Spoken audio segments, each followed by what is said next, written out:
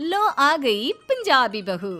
पंजाबी लड़कियां शौकीन खाने की, खिलाने की, नाचने की, गाने की, सजने की, संवरने की। लेकिन क्या हो, शादी अगर हो जाए ऐसी फैमिली में जहां अरे बहू, वो पड़ोसन की बहू को देखा? हे भगवान, इतनी डार्क लिपस्टिक लगाती है कि ऐसा लगता है पति का खून करके निकली हो कमरे से। अरे पंजाबी है ना, कपड़े भी उसके ऐसे भड़काओ, लगता है जैसे डिस्को डांसर वाले कपड़े हो। सास ससुर बोल रहे थे। बेचारी सिमरन अलमारी के अंदर रखे अपने कपड़ों को निहार रही थी।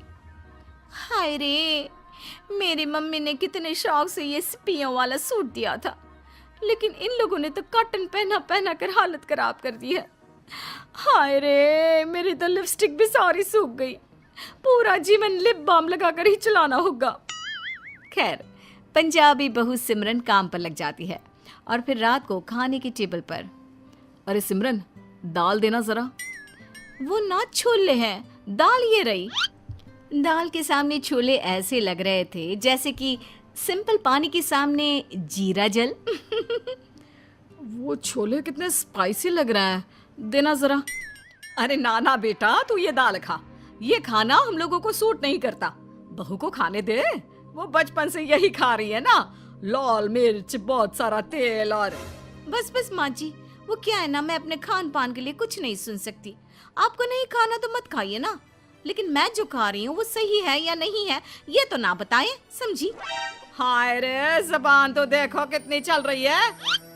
हाँ तो गूंगी थोड़ी ना हूँ, चलेगी ही ना मेरी जुबान। अरे देख बहू, कम बोला कर।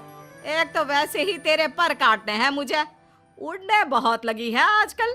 अच्छा, कैंची है तो खुद की जुबान काट लो ना। एक तो अच्छे खासे घर से थी, दिन भर मौज मस्ती, भंगड़ा शिंगड़ा, मक्की की रोटी साग। कहाँ शादी कर दी माँ ने पता नहीं, दिन भर सारंगी की टुन टुन सुनो। अरे कैसी बात कर रही हो बहू, कितना मानसिक सुकून मिलता है, कभी ध्यान देना। मानसिक सुकून तो बल्लो तरररर उसमें भी है। अरे कभी मेहंदी हसन को सुना है? अरे कभी दलेर मेहंदी को सुना है क्या? अरे यार बस करो, क्या है ये? खाना खाओ जिसे जो भी खाना है और सो जाओ। सभी अपने कमरे में चले जाते हैं, लेकिन ये जंग तो भाई चलती ही रहती है। अगली सुबह अरे ये क्या पहना है?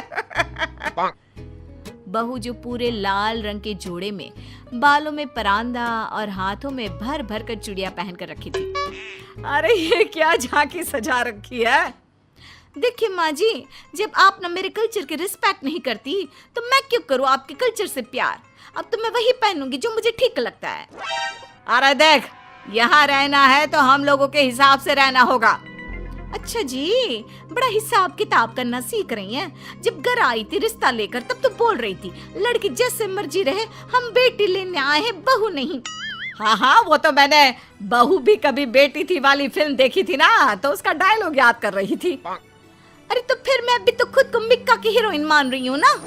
अरे बहू, गर्मी बहुत है, कुछ ठंडा ला। बहू किचन से बड़े से ग्लास में लस्सी मक्खन डालकर ले आती है। ये क्या बहू, दूध? अरे दूध नहीं है, लस्सी है पापा जी, पीजिए ना, पेट को ठंडा रखती है। ला बहू, आज तेरी ही इच्छा मान लेते हैं। अरे ये क्या पी रहे हो, रुको मैं नींबू पानी लेकर आती हूँ। अरे रहने दो ना, बहू की भी माननी चाहिए कभी कभी।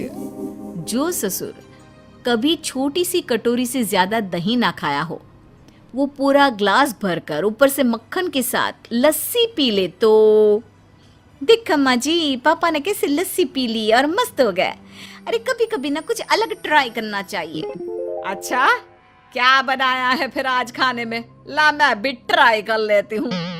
बहू फटाफट मैदे का भटूरा और ढेर सारा चना लाकर सास के सामने रख देती है।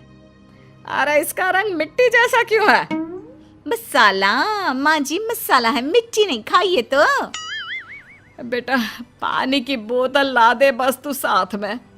बहू का बनाया छोला भटूरा सास खा तो लेती है, लेकिन अगली सुबह हाय रे, सर में दर्द हो रहा है और मेरा तो पेट ही खराब हो गया है। ये लस्सी का ग्लास, ऊपर से मक्खन, कुछ भी पचा हो ऐसा लग नहीं रहा। अरे मैंने तो समझ लो मैदे में लाल मिर्च लपेट कर खा ली है। हाय रे। हे भगवान, मुझे तो नींद आ रही है, मैं तो सोने जा रहा हूँ। अरे क्या हो गया आपको? आप तो कभी दिन में सोते नहीं। पता नहीं ये लस्सी पीकर क्या हो गया। मैंने कहा था सिंपल और हल्का खाना खाया करिए। दोनों बेटे को सारी बात बताते हैं। क्या है सिमरन, माँ पापा को इतना हैवी खाना क्यों खिला दिया? अरे सब नाटक है तुम्हारे माँ पापा के, दिखावा है दिखावा। इतना भी कुछ नहीं खिला दिया कि बीमार होने का नाटक कर रहे हैं। अरे पूरा भारत खाता है ऐसा खाना, यही 2 लोग हैं जिन्हें प्रॉब्लम है। अरे नहीं बहू, हम नाटक नहीं कर रहे हैं। रहने दो माँ, वैसे मैं कह रहा हूँ कि आज के बाद जो भी तुम्हें खाना है वही बनाओ, लेकिन किसी को जबरदस्ती कुछ नहीं खाना है। खाना पीना हर किसी की अपनी पसंद का होना चाहिए। बहू को गुस्सा आ जाता है। देखो जी, अब तो मैंने भी कसम खा ली है कि इस घर में अब वही बनेगा जो आप लोग खाते हैं।